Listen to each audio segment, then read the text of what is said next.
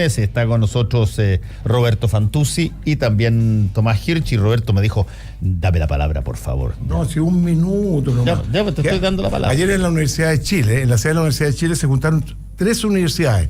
La Chile, la Católica y la Adolfo Ibáñez hicieron las propuestas solicitadas por 4 asociaciones gremiales, ACIMED, ASECMA, ASOEX y ACTI, con el objeto de cómo volver a crecer al 5. Yo creo que ahí se va a crear un diálogo en el mundo universitario muy positivo y constructivo. Entonces, yo creo que sería interesante invitar a esta gente algún día a discutir el tema, cómo ellos ven a este país desde una perspectiva académica, que son mundos totalmente distintos. Yo creo que eso es terriblemente importante. Y el segundo tema, que incluso me da un poquito de rabia decirlo, ¿por qué los medios no han cubierto lo que dijo Andrés Velasco el día domingo? No, el día domingo llamó a no votar, definitivamente, a no votar. Yo no he escuchado a ninguno medio que diga esto es una vergüenza, porque un partido político que llame a no votar ya es un poquito de desviación. Yo no sé, no te he escuchado a ti. No, está bien, si no te digo. O sea, te voy a decir al tiro. Deben haber, yo calculo que deben haber en las editoriales que yo he hecho, en las entrevistas que hago todas las noches, deben haber, por lo menos, calculo yo, 3.000 millones de noticias súper relevantes que no mencioné. Que pasaron en la misma semana. El hecho de no votar un partido político ya es como mucho ya. Para la primera vuelta. Pero si las opiniones son libres de no, ser si no son libres. Y una las aquilata de acuerdo a la... No, pero un partido político, su función es que la gente se exprese democráticamente. ¿Ya es partido ciudadano ya? Sí, es partido. Buenos días. ¿Cómo estás? ¿Será que para ti tú consideras secundario que un líder de opinión, reconóceme que un líder de opinión llame a no votar? No digo eso. Lo que estoy diciendo es que se dicen una cantidad gigantesca de cosas que tienen ponderaciones que las personas definen en términos personales. Tú le atribuyes una responsabilidad increíble, salvaje, brutal. Yo no la atribuyo. Un líder de opinión, para mi opinión personal. ¿Podemos ir intercambiando? Sí. Tomás Hirsch, llegó Gonzalo Blumel también. Gonzalo, ¿cómo estás? Bien, Gonzalo, porque don Roberto Fantuzzi está con incontinencia verbal, weón.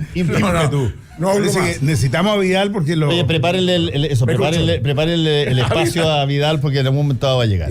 Quiero saber por qué dice que va a perder el proyecto de las 3 causales 6-4. Yo creo que la verdad es que coincido con Fernando. Hay 20.000 opiniones todos los días. Hay gente que dice que hay que ir a votar, que no hay que ir a votar. A mí en lo personal, lo que diga o no diga Velasco, la verdad es que no me parece que sea gran noticia a esta altura en el país. Yo creo que es más importante para los dueños de Penta lo que les decía, porque por lo menos soltaban 20 palos cuando él hablaba. Pero reconoce que es líder de opinión. Más allá, no tengo tan claro, pero me da lo mismo en realidad. Si no lo tomó ningún medio, me parece que no es, habrá que revisar, tendrá él que meditar ese líder de opinión. Nos pusimos todos de acuerdo esa noche llamándolo, no pongámoslo de un complot. En cualquier caso, creo que sí es fundamental que la mayor cantidad de gente vaya a votar. Creo que estamos todos de acuerdo. Mucho más importante para los medios, mucho más importante los medios que, por ejemplo, no se diga de que está Deloitte en huelga hace como 3 semanas, que la Teletón tiene a sus profesionales en huelga por primera vez que yo conozca. En fin. Muchas cosas están pasando. Doy fe. Sobre todo en el Frente Amplio. Mira, si ya dije, vengo aquí a poner el pecho a las balas, dele nomás a Gonzalo. A la mañana escuché, como dicen, en una radio amiga a Boric, y me parece... La tolerancia cero el domingo, Boric. ¿Va a tolerancia cero? Sí. Y me parece que están empezando a hacer un giro en el Frente Amplio razonable, de asumir que también se equivocan, era que no, que ni iba a pensar que no se iban a equivocar. No obstante, yo creo que mantienen cierta tendencia al iluminismo. Ayer le leía un tuit a Miguel Crispi, uno de los líderes de Revolución Democrática, que dijo algo así como: la política no es de ángeles ni demonios, somos humanos. Y dije, chucha, perdón. Si no son humanos... Chupalla. Eres humano. Eres humano. Bien. Gracias por avisarnos que son humanos. Yo no me imaginaba otra cosa, la verdad. Y perdón, solo para cerrar el punto, esto es política. La política tiene esta cosa ingrata también de los cupos, de la lucha por el poder, de los codazos. Ojalá toda esta situación... En esa variable argumental, Gonzalo, convengamos que nadie está libre de pecado, porque yo me acuerdo que el gobierno de los excelentes es una cosa... No sé cuál es ese gobierno. Sí, por eso te digo. Oye, lo que te quiero decir es que el Frente Amplio, yo creo, a mi juicio, yo discrepo en casi todo lo que ellos plantean, pero creo que constituye un aporte a la política, que se oxigena, que traen novedad, que en el fondo vienen a desafiar a la izquierda, eso me parece bien. Pero creo que cometieron en el puntapié inicial un error fundamental, que en el fondo plantear que la gran diferencia, digamos, de ellos tiene que ver más bien con la virtud de ser jóvenes, de ser éticamente distintos, de ser más puros y ser más castos. Porque al final en política... No ser más casto, por favor. Los jóvenes de día. Casto en el amplio sentido. ¿Sabes por qué? Porque yo creo que eso le hace mal a la política. Lo que le hace bien a la política es discutir las ideas que confrontamos. Obviamente las buenas prácticas tienen que ser un mandato de la máxima exigencia. Pero lo central con el Frente Amplio, con Chile Vamos, con la Nueva Mayoría, con quien sea, es poner sobre la mesa la idea y la visión de sociedad que tenemos. Eso es lo que corresponde en política. Permítale un representante del Frente Amplio aquí responder y reflexionar sobre el tema. Elogió además Boric hoy día en la mañana. Se agradece. ¿Sabes lo que pasa? Tenemos distintas visiones en el Frente Amplio. Y la hemos tenido siempre. Yo no pretendo ser general después de la guerra. En primer lugar, yo no creo que el Frente Amplio es un conjunto de jóvenes que vienen llegando a la política. Eso es parte. Eso se ve, eso es lo que se ve hacia yo afuera. Entiendo. Y cuando se habla de los iluminados, los moralistas, los puros, los no castos, estoy de acuerdo con Fernando, se refiere a una parte, porque nosotros los humanistas por lo menos tenemos una trayectoria larguísima en la cual hemos sido puros e impuros, formamos la Concertación, formamos los Juntos Podemos, nos salimos de una, nos salimos de otra, hemos tenido una trayectoria política con aciertos, con errores, con fracasos, con unos poquitos éxitos, pero chiquititos. Entonces, la verdad es que esta es una etapa de un proceso en la cual nosotros aspiramos a construir una coalición con algunas fuerzas nuevas que provienen del mundo estudiantil. Yo creo que para muchas de esas fuerzas, efectivamente, y lo he planteado privada y públicamente, es una falta de experiencia en la que los ha llevado a esta situación. Es decir, una falta de experiencia política, una falta de saber cómo, sobre todo lo que se llama el manejo de crisis. Entonces, una situación que no tendría por qué haber explotado, porque la verdad es que la situación de si definía o no definía una candidatura presidencial se podía haber resuelto de muchas otras maneras. Se aduce unos audios que la verdad es que yo lo escuché re tarde en la noche. Y la verdad es que... sale una pelea, digamos, política. Yo lo ubicaría así. Son audios poco estéticos. No Ni son siquiera se tiró un garabato mayor. Son poco estéticos porque lo escuchan personas que no son los locutores del audio. Pero dentro de una conversación, yo hablo mucho peor. No podía en base a esos audios. Tú puedes decir, mira, sí, todos hablamos. Tú puedes decir, hay un proceso complicado, tú puedes decir, venimos arrastrando una situación difícil, se quiere llevar o no se quiere llevar a tal candidato por tales motivos. Pero me parece que en la puesta en escena, la forma fue pésima. Y respecto al fondo, también me parece que hay varias cuestiones discutibles. Nosotros los humanistas por lo menos hemos estado abogando, en primer lugar, para que no se llegara a una cosa así, y en segundo lugar, para que esto se resuelva de la mejor manera posible. No creo que haya que andar buscando ni culpas personales, ni nada por el estilo, sino que hay que buscar cómo se construye y cómo se fortalece, sobre todo, en la candidatura presidencial y se vuelva al tema de fondo. Pero convengamos una cosa, Tomás, Roberto y Gonzalo, y convengamos una cosa. Y el ausente Francisco. Y yo lo he dicho varias veces ya, que es una cosa que los movimientos nuevos tienen que, creo yo, debieran aquilatar cuando inician su estrategia comunicacional. A diferencia de los movimientos antiguos o viejos, las coaliciones como la derecha en sus múltiples representaciones de coalición o la centroizquierda en sus múltiples representaciones de coalición.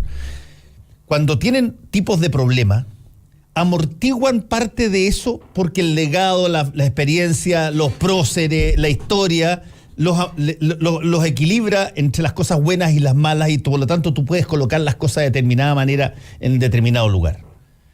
Sin embargo, cuando aparece un grupo nuevo y su estrategia comunicacional es casi de un lenguaje de diferenciación absoluta en términos de argumentos totalizantes, digamos. Ustedes son la vieja política, la vieja práctica, todo blanco y negro. Y tú te caes en un problema que para cualquier otra coalición con historia sería un incidente dentro de una trayectoria muy grande.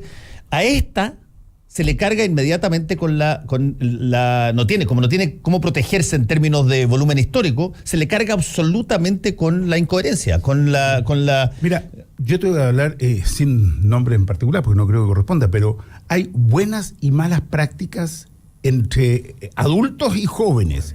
Hay buena o vieja política más allá de la que se tenga. Hay estilos de hacer política que no son los adecuados. Nosotros creemos, por ejemplo, y esto ha sido parte de las negociaciones y se puede comentar, los humanistas siempre hemos creído en la teoría de Nash, es decir, lo mejor para cada partido es un buen resultado para el conjunto, es decir, no puedes tú pretender que una fuerza política hegemonice el resultado. Y sin embargo, en las negociaciones nos hemos topado con que ha sido tremendamente difícil porque la tendencia es arrear agua para el propio molino. Me dicen, mira, así es la política, es la búsqueda del poder, ustedes son ingenuos, puede ser. Nosotros seguimos creyendo que es fundamental que a cada fuerza política le vaya bien. Y desde ese punto de vista tú podrías haber analizado esta situación, por ejemplo, y decir, a ver, Izquierda Autónoma tiene una candidatura en este distrito, que es Pancho Figueroa, es importante que Izquierda Autónoma también esté representada, veamos cómo resolvemos este asunto de tal modo que haya una representación, pero planteado en términos del bien común, planteado en términos de que la coalición como un todo quede bien representada y no en términos de tiras y aflojas personales. Creo que Alberto Mayol también tiene que reflexionar en lo que hace a los acuerdos y a los trabajos en equipo, que aquí no basta con cuestiones personales, no basta con instalarte y decir yo voy acá y bueno, esto va a generar un problema y ustedes tendrán que ver cómo lo resuelven porque siempre hay problemas en las coaliciones. No, pues no se trabaja así, se trabaja en discusión, con conversación.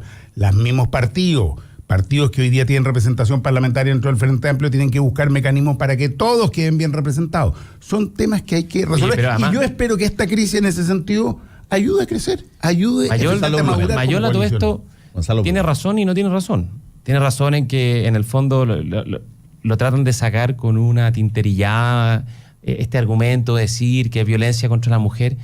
Eso es impresentable, porque es como poner un oso panda. Cada vez que tenía un problema, decía, bueno, aquí hay violencia de género, aquí esto, que nada que ver, si esto es una discusión política que no tiene nada que ver con el género. Pero sí Mayol se equivoca en una cosa.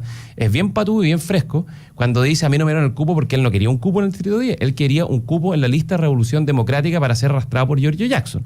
Y eso nadie lo dice, es una frescura porque él sabe que con eso maximiza sus posibilidades de ser electo.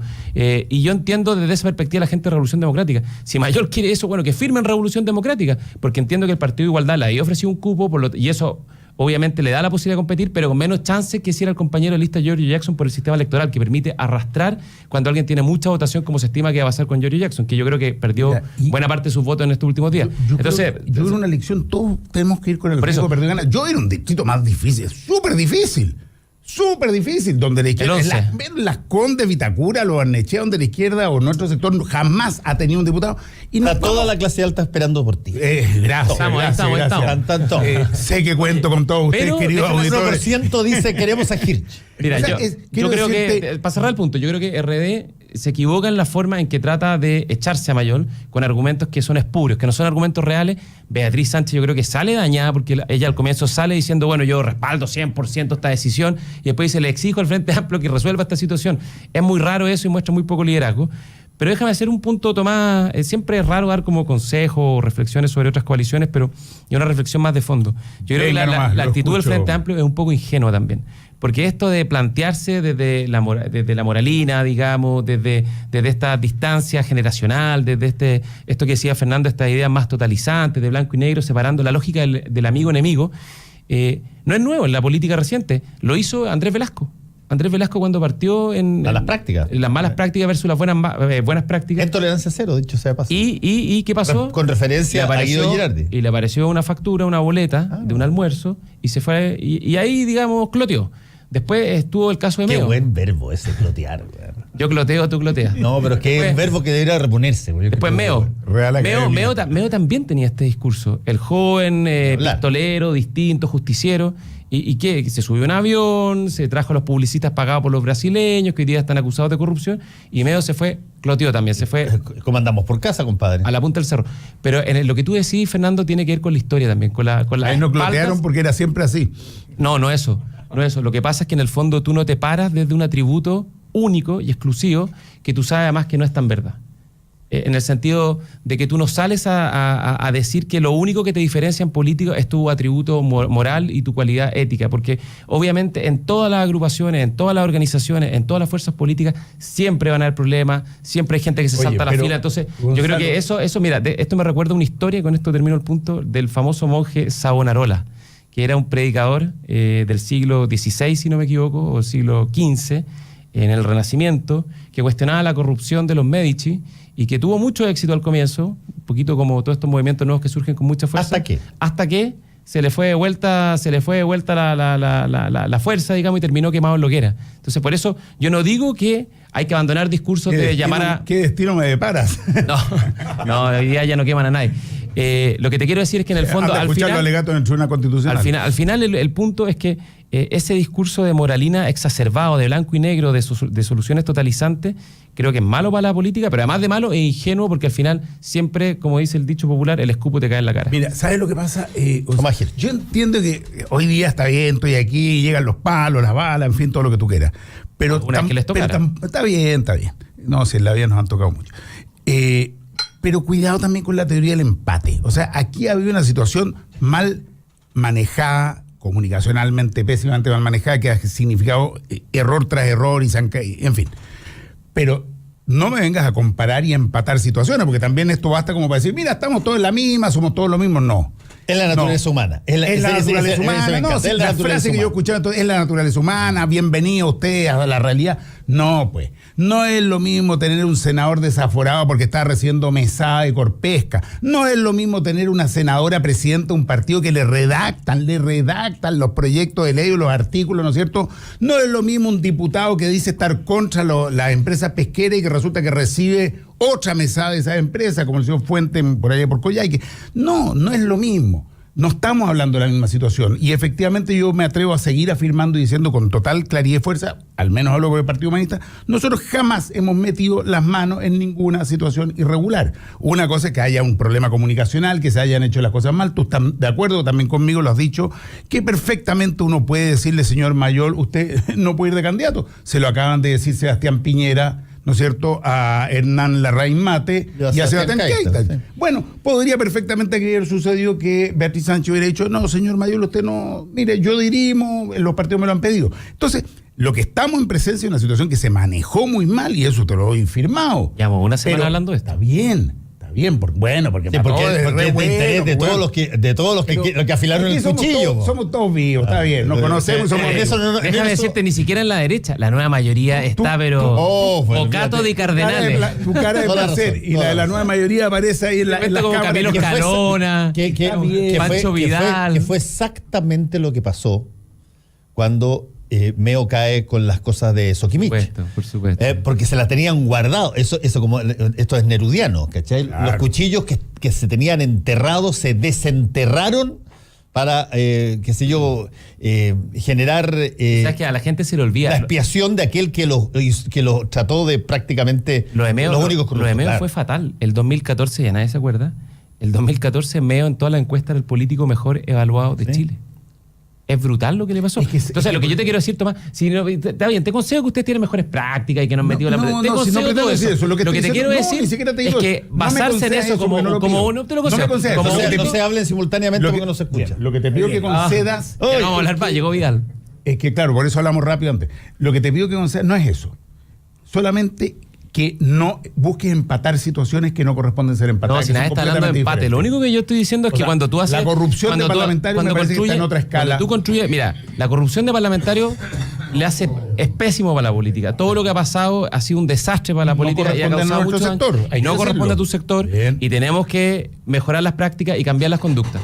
Lo que quiero decir es que cuando tú construyes tu discurso político desde ese único tributo y no desde las ideas que promueves para construir tu visión de sociedad, tienes toda la razón. Estás cometiendo una estrategia de alto riesgo. Pero lo construimos desde las ideas, pues, Fernando. Sí, ¿o no? La construimos desde el no más FP, desde el derecho a la salud. Está bien, pero yo comparto con Gonzalo en que el mensaje comunicacional para referirse al adversario, no a la idea del adversario, sino que al adversario, ha sido absoluto y, rebotó. Yo incluso lo hice en una editorial ayer, donde le planteaba en la editorial ayer lo siguiente, decía, a ver, ¿qué agrupación política creen ustedes que reúne las siguientes características? Tiene de candidata a presidente de la República a una mujer. Está en medio de un escándalo político porque uno de sus militantes, candidato a diputado, se le reprocha haber actuado con cierta violencia de género. A través de cartas públicas, el candidato se ha señalado que no está éticamente apto para representar a la agrupación. El candidato dice que todo es mentira. La instancia superior de esta agrupación política, que no sabemos identificar todavía, decide remover al candidato de este asunto. El candidato alega que lo que se está haciendo es una práctica de inquisición y un acto arbitrario. La cónyuge del candidato, Que se han puesto de moda. claro, Oye, trató de reptil. no sé. la cónyuge del candidato escribe un medio increpando, etc. ¿Qué agrupación calza con eso? Uno podría decir, mira, perdona, pero hasta hace 2 semanas, La nueva mayoría. esa era la democracia cristiana. Claro. Candidata a la vez, la cuestión de Rincón, y resulta que ahora perfectamente las mismas características calzan con lo que está pasando en el caso del Frente Amplio. Por lo tanto, cuando tú de alguna manera puedes ser descrito con los atributos que tú consideras los peores de todos de tus adversarios, chuta, algo pasó y estás en serio problema, digamos. Bueno, evidentemente que algo pasó por Fernando y evidentemente que hay un problema. Hay un problema que no es menor, hay un problema que tiene en este momento en Ascua, ¿no es cierto?, al Frente Amplio. Ha habido reunión de los presidentes de los partidos, porque esa es la instancia que lo definió, tú. Ese es el único punto que te corrijo ahí. Que se reunió 11 horas el miércoles, el martes, y que no llegaron a resolver la situación. Hubo reunión anoche, se supone que hoy día en la mañana esto se debería quedar zanjado. Hay algunos que están planteando que vayan, pero no en el 10, otros que vayan, pero sí en el 10, otros que no vayan en ningún lugar. Nosotros somos los humanistas al menos creemos que esto tiene que solucionarse y para eso todas las partes tienen que ceder, flexibilizar posiciones y efectivamente ver cómo fortalecemos la candidatura presidencial. Pero evidentemente lo que tú dices ahí es real, pues si hay una situación que no es cómoda para nadie. Ya, vamos, raya para la suma, vamos al otro tema. Yo quiero hacerle una pregunta a Francisco Vidal. Buenos días, Francisco. Me vengo recuperando. La nueva mayoría está en problemas. Tres araucanos anoche. Esto es como, capaz que es nuestra oportunidad. Pues. Esto es como cuando empieza a titilar el faro el único faro que alerta a los buques que está la costa cercana y empieza a titilar porque se empieza a echar a perder la luz. O sea, ahí, aquí puede quedar un accidente brutal. Estamos recuperando. ¿Por qué tú señalaste de que a tu juicio el Tribunal Constitucional iba a fallar 6-4 a favor, o sea, en contra del proyecto de aborto de los 3 causales? Porque esa es la correlación de fuerza. ¿Cómo? Pero no es que tiene mayoría. ¿No? Eso está diciendo que en el fondo las fuerzas conservadoras son 6. y las no conservadoras 4. Porque hasta antes de la última designación que provenía de la Corte Suprema, el gobierno se movió mal. Y en consecuencia, el nuevo integrante de la Corte Suprema también. Claro, lo puso la Corte Suprema el último. Es más bien de derecha. Y en consecuencia, toda esta discusión sobre el voto dirimente es ridícula. Porque no hay voto dirimente, aunque sea Carmona. Pero, Pancho, ¿lo tuyo es especulación o información? No, pero Carmona, porque se suponía que por eso se quería resolver esto antes que hubiera el cambio a. Pero todo eso es un absurdo, porque no se considera algo previo. ¿Qué es? Que los 6, por así decirlo, son de derecha, en este sentido. Incluido Carmona, dice. No, Carmona no. O sea, todo el debate sobre si era Carmona o Aróstica el dirimente es sobre la base que tú empates a 5. Sí. Pero cuando tú tienes perdido antes de 6-4, ¿qué importa el dirimente? Ya, pero tú estás diciendo que van a votar 6-4 cada una de las causales en contra. Debiera ser 6-4, o a lo menos la violación, de todas maneras. Pero yo creo que vamos a perder 6-4. Últimamente no le he chuntado mucho. Y tiene que ver además. No sé, los pronósticos no han sido. Ahí está el micrófono. Y tiene que ver además. Con el micrófono, ¿no? Si esto no es para pegarse un balazo, esta es la expresión de un diseño institucional de la derecha, Jaime Guzmán y Pinochet, que consideró este último paso como la última trampa. Pues. La primera el binominal, la segunda los designados, la tercera son los supraquórum, la cuarta el Tribunal Constitucional. ¿De qué novedad estamos hablando? Trampa, en todo caso, que la nueva mayoría ha usado alegremente muchas veces. Una estupidez. Desde ese punto Más de 15 veces. Más allá de este debate, y yo te escuchaba la entrevista que hiciste antes, que estaba Claudio Alvarado y Camila Maturana. Yo lo venía escuchando y no podía dejar de reflexionar. Todo el país debatiendo si la Constitución lo acepta o no lo acepta, lo aprueba o no lo aprueba, y en el fondo estamos todos discutiendo y conversando entrampados en la Constitución que armaron 10 viejos, 10 raros, en plena dictadura. Pero más de 10. No, 8. Guzmán dirigiendo todo el asunto, con Pinochet borrando de puño y letra frases que no le gustaban, y estamos todos con Merino que metía la cuchara, y está todo el país 30 años después totalmente entrapado. Sea una postura u otra la buena, yo no estoy hablando de las posturas, pero es impresionante que estemos todos los programas de radio, las entrevistas, la televisión, atrapada en la constitución de la dictadura. Yo preguntaba qué tanto se puede definir algo cuando tú estás formateado, preformateado por una avenida. Ahora, los hitos, grandes hitos en el mundo, en términos judiciales, en términos jurídicos, se dan. Estados Unidos, la Corte Suprema. Claro, porque la Corte Suprema tiene la potestad de interpretar la Constitución. Y es simultáneamente un tribunal constitucional, y por lo tanto los hitos incluso a veces son rompedores totalmente de la norma, como ha pasado varias veces en la Corte Suprema en Estados Unidos. Pero acá también se están dando hitos a nivel de Corte Suprema, y se ha mencionado, claro, que se acaba de haber esta tuición que se le dio al padre gay con pareja de un hijo por el mejor bienestar del hijo, y por lo tanto de repente pueden pasar. Bueno, han pasado cosas, sí. De hecho, este Tribunal Constitucional en plena dictadura, gracias al voto de un exministro que se llamaba Enrique Valenzuela, efectivamente, permitió evitar el robo de la derecha y Pinochet del plebiscito del 88. Efectivamente. Porque gracias a ese voto que le dio la mayoría, el plebiscito del 88 fue con vocales de mesa.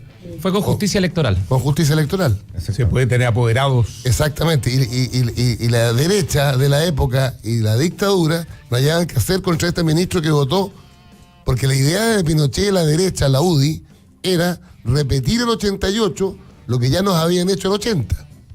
O sea, un plebiscito fraudulento. Ahora, déjame decirte que los fallos sorpresivos del Tribunal Constitucional también se han dado recientemente. Pero la ley, estas materias no, ¿eh? No, pero por ejemplo la gratuidad, cuando 5-5. cuando se cayó, digamos, y hubo que legislarla por glosa en su momento, fue con una votación, digamos, que fue superior a la expectativa que había. Fue 8-2, 7-3, no me acuerdo. Ahora, para mí esto refleja un problema del gobierno que era el partido, y siempre se dijo, vamos a hacerlo por el tema constitucional. Porque esto le ha venido persiguiendo todos los 4 años. Tenemos que hacer una pausa y ya volvemos con el panel. Conéctate a la web. Y sigue el debate por Twitter en @Radio La Clave. Ya vuelve Combinación Clave, solo por la 92.9. Hora Clave. 10 de la mañana, con 2 minutos. 92.9. Somos como tú. Somos La Clave. ¿Qué es Brooksfield? La mezcla perfecta entre God Save the Queen y Buongiorno, principessa. Brooksfield, el exquisito estilo inglés y la tradición de la confección italiana. Así nació en Torino, Piamonte, hace más de 45 años, como una forma de lograr lo mejor de esos dos mundos. El inconfundible estilo británico, confeccionado por manos italianas. Brooksfield, encuéntralo en Casa Costanera, Portal La Dehesa y Alto Las Condes. Si tú eres de las que se preocupa de dar lo mejor a tu familia, la que da su receta por Facebook, la que da sin esperar nada a cambio, la que da ideas para el fin de semana, la que da consejos por WhatsApp, la que da orden y malcría, la que da permiso, la que da su hombro, la que da amor, entonces dale Manantial a tu familia, porque darles agua purificada les hace bien. Manantial no contiene cloro, es libre de sodio y es 100% pura. En Manantial despachamos gratis toda la pureza y frescura que merece tu familia. Contáctanos al 600-427-2200 o solicítalo en manantial.com. Manantial es vida. En el corazón de Providencia y a pasos del metro, Hotel Nogales and Convention Center. Un servicio de primer nivel con estacionamiento, Wi-Fi y desayuno incluido. En Hotel Nogales ponemos a su disposición nuestro centro de eventos con salones con capacidad hasta 400 personas. Reserve su estadía en hotelnogales.cl o a nuestro teléfono 223-356958. Hotelnogales.cl. Lo hacemos simple para usted. Seguimos analizando la contingencia. Súmate a nuestro panel y opina con nosotros. Estamos en Combinación Clave.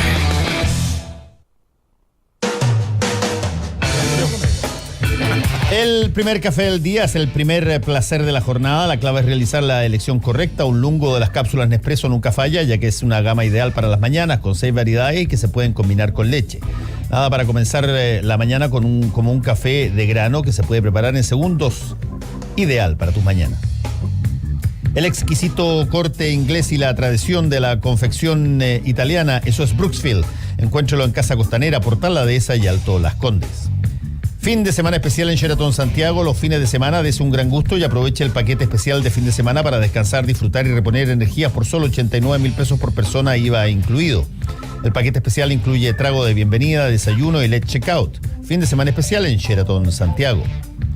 El secreto del éxito está en tomar riesgos, superar desafíos. Viva la vida, Concho, tomando buenas decisiones. Baterías Hankook, mucho más. Información, opinión y debate. Solo por la 92.9. Estamos con Francisco Vidal, Roberto Fantuzzi, Tomás Hirsch y Gonzalo Blumel. Oye, Panel completo. Panel completo de día viernes. Casi. Algunos están más deteriorados que otros. Yo estoy muy deteriorado, weón. Muy dañado. ¿Y nos vaya a contagiar además o qué? No, ya me No, pasó. pero ya. que a ti te falla la voz es como si a Messi, no sé, se le cortaran un pie. Creo que Exactamente. Francisco Vidal somatizó la débil performance de su candidatura. No, vamos al revés. Vamos mejorando día a día. A ver, ¿qué pasa? Yo tengo una duda sobre... Ayer le hicimos un emplazamiento a Piñera que se deje hablar mal de Chile fuera de Chile. Sí. Ah, mira. Por favor.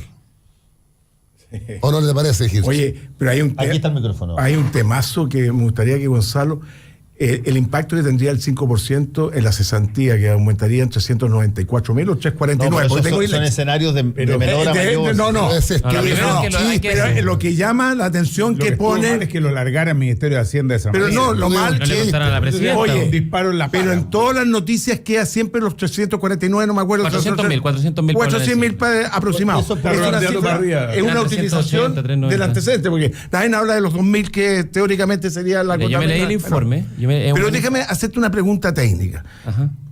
Si fuese efectivo, lo mismo hubiera pasado cuando se aumentó al 10%. No se aumentó al 10%. No. Se le cambió a los trabajadores el 18, 21, 25, se le subió a todos los trabajadores de Chile ese porcentaje y después se le descontó el 10 y el 7. Para que quedaran exactamente igual y al final lo pagaron los mismos trabajadores. Hubiese tenido un impacto en la cesantía enorme, date cuenta, el 10 que se hizo de forma automática. Es que esa es la A mí lógica me llama mucho la neoliberal. atención. ¿Perdón? La lógica que hay detrás del argumento que tú estás No, pero no, rebatiendo. porque date La cuenta, lógica el neoliberal. 5% es el 3 va en inversión, a lo menos. ¿Estamos de acuerdo o no? 3 va para A la inversión, en el fondo, porque es un ahorro obligatorio que se transforma en inversión. Significaría que el Estado invertiría tan mal que produciría cesantía con esa inversión. ¿Estamos de acuerdo o no? No, pero sí. Pero déjame terminar. Y el Está 5%, preguntando esto. y el 5%, el 1 lo está poniendo teóricamente el Estado de Chile, porque tú lo llevas a costo, y al llevarlo a costo, suponte que tuviéramos una tasa del 20%, que es superior, se descuenta de impuestos. Entonces, Roberto, del ¿te 5... puedo pedir por favor que hables al micrófono y Sí, no, ok. no te gires para mirar a las personas? Ellos te miran a ti, pero Ya. habla al micrófono. Ya, pero yo te pregunto que esa cifra, aunque sea el extremo, no deberían haberse ni mencionado, porque es imposible llegar a 400.000 nuevos cesantes. Ese reclamo se lo tenéis que hacer a Rodrigo No, Valdés, oye, no a mí, si porque- no importa que lo haya hecho, pero lo que ha salido en todas las noticias, fíjate que recién lo estaba leyendo, había un programa completo sobre los 400.000. Lo segundo, yo invito a la gente a que se lea el informe, es un buen informe, y es un informe que hay que reconocerlo, surge una buena iniciativa de este gobierno y la presidenta, que aquí siempre los criticamos, pero hay que reconocer las cosas buenas. Productividad. Surge porque ahora hay un mandato, se creó la Comisión de Productividad que lidera Joe Ramos, nos juntamos con ellos la semana pasada, hacen un muy buen trabajo y tiene un mandato de que todos los proyectos de ley relevantes que tengan efecto en la productividad tienen que ser evaluados a través de un informe de productividad, que en este caso lo hizo el mismo gobierno, el Ministerio de Hacienda. Por eso sonó tan raro cuando la presidenta dijo, no, mire, yo no creo estos informes y no creo que sea tan así la cosa, más no me leí los diarios, así que no estoy muy informada. Cuando un informe que acompaña el proyecto de ley que es hecho por el ministro de Hacienda, con Dorazo el ministro de Hacienda, que no le cuenta a la presidenta y la hace hacer un poquito el loco. Perdón, pero ese es el carácter político. El antecedente es efectivo que se puede llegar No, lo que pasa- en el extremo a 400.000. Yo me leí el informe. ¿Qué es lo que hace el informe? El informe hace una cosa que es bastante simple y sencilla, que es hacer una estimación econométrica donde dice, bueno, el costo de contratación de los trabajadores hoy día es tanto, el efecto sobre el empleo es tanto, si subimos con una regla de 3 pero con econometría un poquito más sofisticado, si subimos en un 50% las tasas de cotización, que es de 10 a 15, entonces el efecto que debería pasar debería ser este. En Pero el informe Te vuelvo a plantea... hacer la pregunta. Espérate, ¿Y la el inversión? informe- Si el 3% es No, inversión. es que el informe... 2 te creo que podría ir El a informe gasto. es explícito. Primero el informe dice que es entre 2.000 y 400.000. Así que ahí los economistas, la amplitud de de banda es bastante grande. Está fácil que le apunten, digamos. Pero lo que ellos dicen además en el informe es bastante honesto. En eso dice, estos son los efectos directos. Acá hay un montón de efectos indirectos que no estamos considerando, que pueden ser positivos, como tú dices, atenuar el efecto, o puede ser negativo, exacerbarlo. Yo creo que lo que sí es positivo del informe es que no evalúa eso, evalúa muchas cosas más y pone sobre la mesa un elemento que yo creo que es central para la discusión, porque de repente queremos apurarnos y queremos avanzar como los caballos con anteojeras, pero que estas cosas tienen impactos de segunda vuelta, subir el costo de contratación, que es lo que hacen, y lo estamos haciendo nosotros en nuestra propuesta. Nosotros también decimos que sube 4% la tasa de cotización, 4 puntos, no 4%. Eso tiene un efecto en el empleo. Entonces, lo que tú tienes que hacer cuando haces estos proyectos y estas propuestas es cómo minimiza esos efectos y haces que el beneficio de la propuesta supere al perjuicio. Un poquito lo que pasó con la reforma tributaria, que fue bien como apurada, bien poco reflexionada, se aprobó en muy pocos meses, con muy poca discusión. No hubo ningún informe de productividad que evaluara el impacto que iba a tener sobre la economía, sobre el crecimiento y sobre el ahorro, la reforma tributaria. Y hoy día lo que tenemos es que lo que estamos ganando por mayores tasas de recaudación lo estamos perdiendo por menor crecimiento, y el efecto en términos de recaudación de la reforma tributaria ha sido bastante pobre porque se ha perdido mucho más de lo que se debería haber ganado en teoría producto de las mayores tasas impositivas. Entonces yo creo que Raya... vamos a seguir viendo, porque la reforma tributaria recién va a estar en régimen el próximo año. En la cuenta anual del Tesorero General de la República, en su monte en marzo, me llamó la atención positivamente que él decía, de los 3 puntos a recaudar, hemos recaudado ya 2 puntos. Sí, Pancho, pero una cosa, un efecto medio engañoso. El propio Joe Ramos dijo que no iba a haber a propósito efecto en materia de empleo. Sí, muchos dijeron muchas cosas y hoy día se arrepienten. En la reforma tributaria, de hecho, es un poquito engañoso, porque tuvimos el año pasado la repatriación de capitales, cosa bastante impresentable, digamos, pero que 1.800 millones de dólares. Exactamente. Entonces está muy inflado el efecto de recaudación por algo que ocurre por una vez nomás. El próximo año, entiendo que Hacienda está evaluando hacerlo de nuevo, digamos, pero eso es por una vez o por 2 veces, no es para siempre. Entonces yo el único punto que quería llamar a la reflexión y que creo que es importante es que estas cosas no son gratis. Si fuesen gratis sería re fácil, pues subamos todas las tasas, subamos todos los impuestos. Pero la experiencia que nos ha dado, que el 10% ha sido una verdadera palanca para el desarrollo. El 10%. Sí, claro. Entonces, ¿por qué el 5 va a producir un daño a la cesantía? ¿Palanca para el desarrollo en qué sentido? Ha sido bueno, yo siempre he dicho que esto no es... Aumentó la tasa de ahorro nacional. Sí. Y generó más inversión, generó más recursos que se capitalizan. Que no está hecho una política total. Siempre lo he dicho. Para mí no es una política lo que pasa de menciones. ¿No? Ese 10% lo que ha hecho es otorgarle recursos a muy bajo costo a los grandes grupos económicos, y lo que ha hecho es exacerbar. Y la gran parte de los recursos han venido... concentrador de la riqueza en el 1 y en el 0,1%. Efectivo, pero ha sido palanca de desarrollo. Pero ha sido... Mira, yo he reclamado... Oye, la mayor parte... Que te falta un antecedente. Las pensiones para generar mejor distribución del ingreso. En eso comparto contigo. Pero gran parte, y la injusticia hay otra, gran parte se ha generado en trabajadores que son del sector de la pequeña y mediana empresa. Y esos recursos han ido a las grandes empresas a una tasa bastante baja. Y vuelta a ser prestados por la vía del sistema financiero a esos mismos trabajadores a tasas prohibitivas que son 10 veces la ganancia que están teniendo esos fondos. Ahora, para los trabajadores. Déjenme, ¿puedo poner un elemento técnico comunicacional en la materia? Que tiene que ver con los 394.000 empleos que se van a perder. Existe en comunicación y dentro de todo lo que son las cosas que eventualmente se hacen en comunicación, una particularidad que se denomina el efecto ancla. El efecto ancla consiste en que tú tratas de fijar un número asociado a una determinada conducta, y lo haces de varias maneras. Por ejemplo, si yo pregunto hoy día, las pymes y pequeñas y medianas empresas, ¿cuánto empleo dan? En Chile vas a tener una cantidad enorme de gente que va a decir el 80% porque y no es así. Se dijo, nunca ha sido así. Y sin embargo se fijó, se habló de 47. Nunca, la mitad. Más o menos la mitad. No, pero que antes era 80, perdóname. Hubo un cambio en la estructura. Así es. Bueno, pero el hecho hoy día es 47. Es que no es así, pero se sigue usando el efecto. Cuando tú dices, pero por eso ejemplo, es ignorancia. No. Eso cuando hablan de los Hay un fenómeno psicológico que se llama anclaje, efectivamente. Tú induces el efecto ancla. Por ejemplo, el caso más típico que nosotros los periodistas lo hacemos todo el tiempo, y yo me acuerdo en la tercera a mi periodista policial le tenía que bofetear casi por esta cuestión. Cuando tú dices, esta persona puede estar sujeto a una pena que puede llegar hasta 7 años de cárcel. ¿No te dicen a ti, oye, esta es una pena que puede ir desde la absolución hasta 7 años de cárcel? Te fijan el máximo. Y como te fijan el máximo, toda la gente cree que, oye, esta cosa, si es que el tipo le dan 3 años y un día, entonces se vendió el tribunal. Tú fijas un número acá. Cada vez que tú señalas, la vieja pregunta de un par de profesores estadounidenses que dijeron, oye, ¿a qué edad cuál es la edad que se murió Gandhi? ¿A los 9 años o a los 140 años?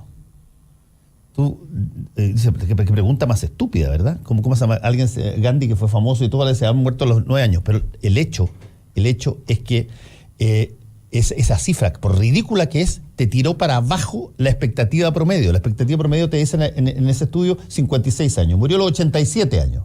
Pero el tener un número anclado tan bajo te entra la duda de si es que puede ser una cosa menor y te baja. Ese es el efecto ancla. Cuando tú dices, mira, se hicieron una serie de escenarios en este informe donde se puede perder hasta 394.000 empleos, tú no miraste nunca más cuáles fueron los otros escenarios alternativos donde eventualmente no se perdía nada. Quedó fijado el 394.000. La media eran 200.000. Ahora, 400.000 es brutal, son 5 puntos de desempleo. O sea, el peor escenario significa aumentar el desempleo de 7 a 12 puntos. Pero toma en cuenta lo que se acaba de decir.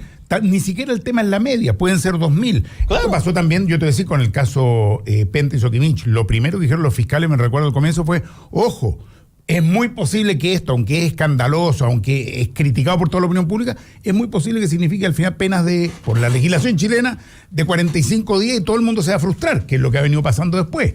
Que todo el mundo ve, bueno, en definitiva nos los están metiendo a la cárcel, nos están metiendo presos, porque el rango efectivamente nunca se incorpora. En este caso, lo primero que yo tomé nota, pero que efectivamente el se ve intervalo de confianza, como dicen los estadísticos. Es decir, puede ser que este proyecto signifique en definitiva 2.000 y por el error puede que signifique ninguna pérdida de empleo. Y sea positivo, fíjate que yo creo que puede ser. Pero positivo. yo insisto, creo que el tema de fondo acá es que si el empleo efectivamente, o sea, el proyecto en definitiva va a ayudar a mejorar realmente las pensiones actuales y futuras. Ese es el tema de fondo, el tema sustancial. Pero yo creo que el aporte de este informe y de toda esta discusión es que pone sobre la mesa de que, como decía Milton Friedman, aquí me van a escupir varios por citarlo, pero no importa, que no hay almuerzo gratis. O sea, en el fondo, que hay que evaluar. Yo pensé que ibas a decir que hay que despenalizar las drogas, porque ahí no te vamos a... Esa parte nunca se dice. No, y también matrimonio igualitario, y varias cosas más. Milton Friedman era un liberal integral. Oye, el único punto... Friedman o Andrés Velasco. Yo creo que almuerzo gratis. el discípulo del otro. No, pero yo creo que en el fondo pone sobre la mesa un elemento que es súper importante, que es el tema del empleo. Sobre todo ahora que el mercado laboral está bien débil. Esa es la verdad. Oye, pero a mí me queda una inquietud desde el punto de vista empresarial. Tenemos una actividad económica en nuestro país que nos está generando las pensiones dignas. Esa es la verdad. Tenemos una estructura que lamentablemente en el mundo exportador, por ejemplo, seguimos casi en la misma de hace 40 años. 40 años exactamente igual. Nos hemos quedado pegados. Entonces, no ha cambiado en nada nuestras actividades económicas para generar mejores rentas, para de alguna manera que sus pensiones sean mejores a los trabajadores. Y eso es una falla que lo tenemos que ver desde la perspectiva empresarial. ¿Cómo somos capaces de agregar más valor agregado a lo que estamos haciendo? Mira, mientras sigamos teniendo una economía basada en la exportación de materia prima, en el fondo tienes rentistas, ¿no es cierto?, que se están aprovechando los recursos que tenemos. Cuando yo fui candidato presidencial me invitó ya la CPC y me preguntaron ahí, porque esto está haciendo... Usted, no, así, para abajo. Pero, literalmente, no te digo, fue fantástico. Ya valió la pena solo por eso.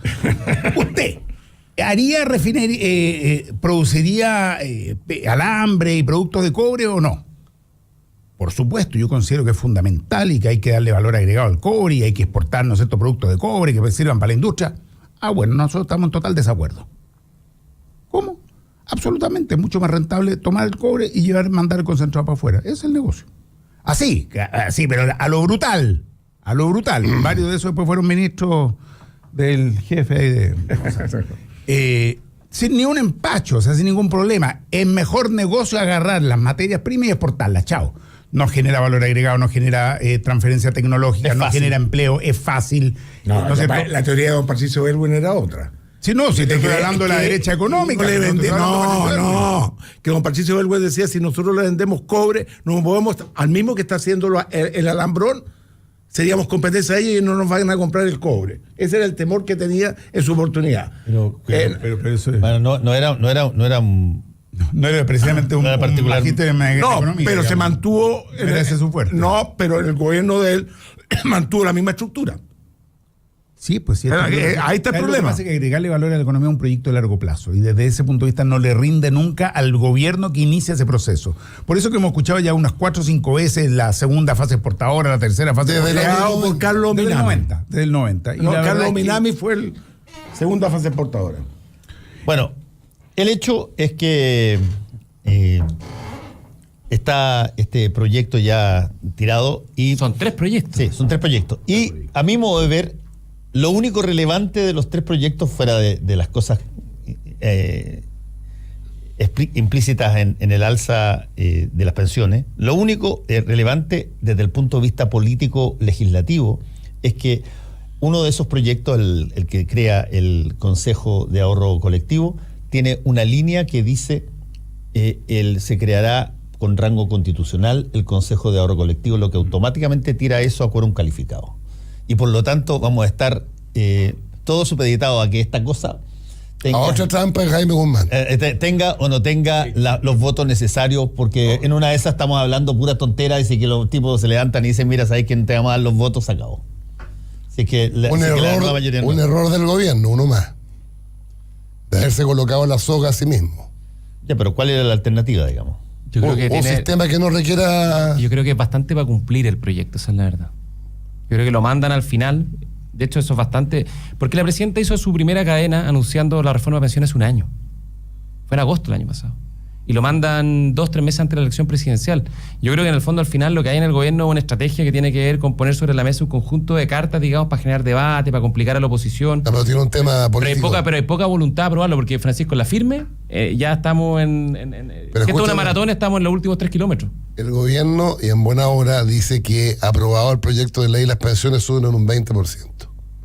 Esa va a ser la presión sobre el Parlamento. Sí. El 20% de pensiones aquí y ahora. Que, como lo plantea un tuitero bastante conocido acá, J.S. Gumucio, no sé si será Juan Sebastián Gumucio. Sí. Dice que la mejora de pensiones va a dinamizar la demanda, por lo tanto también se va a producir suponiendo de que la economía funcione. La economía griega hace teóricamente con los mismos cálculos. De la misma manera. La teoría económica hace bastante tiempo desacreditó el keynesianismo como que en el corto plazo funciona, pero a largo plazo no es una estrategia sustentable. Esta idea de aumentar la demanda agregada hasta el infinito. Del mismo modo, que las empresas tengan que aumentar un medio punto, un punto, ¿no es cierto?, en la cotización. Me va a decir que eso va a generar automáticamente un tremendo desempleo. También me parece que tiene bastante campaña del terror. Yo creo que hoy día la economía y las empresas tienen margen perfectamente para ir haciendo ese aumento paulatino a las pensiones, ¿no es cierto?, a los fondos para las pensiones de los trabajadores, sin que eso genere que inmediatamente tengan que estar despidiendo gente. Ahora, fue el gobierno el que instaló el punto. El informe productivo. Y poner temas como que los gerentes generales, una parte de su sueldo vaya a la estructura del fondo. ¿Para qué? ¿Cuál es el objeto? Es bien populista. Es bien populista. Oye, hubiese sido mucho mejor la constitución de los directorios. ¿O estoy hablándole cera? Yo creo que es ahí yo creo que lo hacen por una razón, porque si tú te fijas en el proyecto, no tienen una reforma de fondo a la industria AFP. No hay nada, no hay ningún cambio sustantivo. Esa es la gran crítica. Entonces, en el fondo es el simbolismo de decir, bueno, le pegamos un palo a los gerentes y con esto en el fondo zafamos del discurso de fondo que es que hacemos con la industria. Y de una manera debilita el derecho a propiedad. Oye, me parece que el tema de fondo, lamentablemente este proyecto significa seguir entregándole a las AFP un negocio gigantesco. Cuando se ha dicho ni un peso más a la AFP, creo que hay una manipulación comunicacional por parte del gobierno brutal. ni un peso adicional sobre los 10 puntos, pero se les va a seguir entregando ese 10% por los siglos de los siglos, amén, que significan miles de millones de dólares que en definitiva jamás retornan a los trabajadores. Aquí tiene un verdadero esquema Ponzi en el cual la AFP eternamente se van quedando con uno de cada 4 pesos como utilidad para ellos. Oye, y le limita el derecho de propiedad. Déjame decirte uno. El solo hecho de estar cambiando del A al B, del B al C, de alguna manera, la gente tiene la sensación que la plata no es de ellos. Porque antes se saltaban del A al E o del E al A a lo mismo.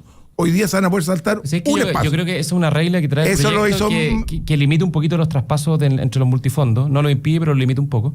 Pero yo creo que eso tiene algún sentido, fíjate. Porque en el último tiempo hemos visto que hay mucha... ¿La plata es tuya o no es tuya? Esa es la pregunta que hay que hacerse. ¿Ah?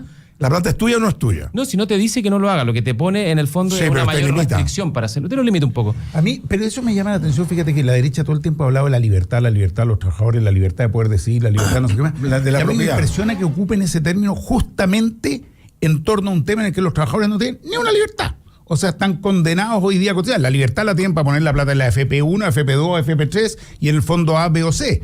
Pero en definitiva no tienen ninguna libertad de definir qué van a hacer con sus recursos. Es más, ni siquiera está contemplado que en el futuro, si es que le va mejor al 5% que es administrado por la otra entidad, que puedan tomar su fondo y decir, bueno, en vez de estar en la FP que me está rentando poco, mejor los pongo en esta otra entidad. Pero eso es libertad. una buena idea, pero hagámoslo también de ida y de vuelta. Si el 5% de que administra el Estado yo se lo pregunté a te está yendo bien, yo se lo pregunté a Rodrigo, que te puede ir una FP que le da mejor. Sí, yo se lo pregunté a Rodrigo Valdés el domingo pasado y él dejó abierta la posibilidad de que cuando exista la capacidad de evaluar los dos sistemas en términos competitivos, que haya movilidad, que se puede analizar, hacer cambios legislativos. Este proyecto tiene 3 problemas.